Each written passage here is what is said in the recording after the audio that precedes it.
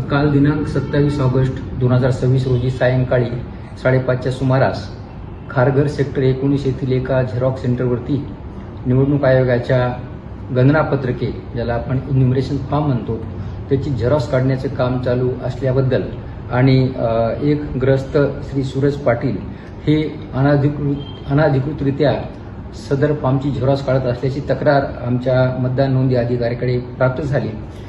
मतदान नोंदणी अधिकाऱ्यांनी तात्काळ सहाय्यक मतदान नोंदणी अधिकारी यांना त्या झेरॉक्स सेंटरवरती पाठवले आणि त्या ठिकाणी प्राथमिक चौकशी केली असता साधारणपणे 3400 गणनापत्रके त्या ठिकाणी झेरॉक्ससाठी सूरज पाटील यांनी आणलेली होती.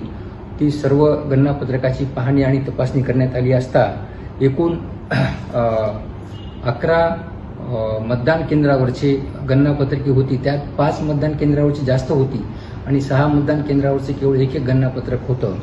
तर ही गणनापत्रके अनधिकृतरित्या ताब्यात बाळगणे आणि त्यांची झेरॉक्स काढणे हे नियमानुसार आणि कायद्याच्या विरुद्ध असल्यामुळे आम्ही तात्काळ खारघर येथील पोलीस स्टेशनमध्ये श्री सूरज पाटील यांच्या विरोधात भारतीय लोकप्रतिनिधी अधिनियम आणि भारतीय न्याय संहिताचे संबंधित कलम याच्या खाली गुन्हा नोंदवण्यात आलेला आहे.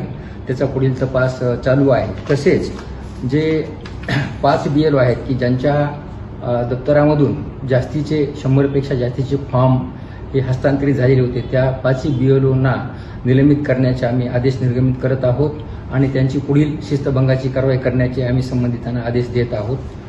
ती कारवाई लवकरच पूर्ण करण्यात येईल.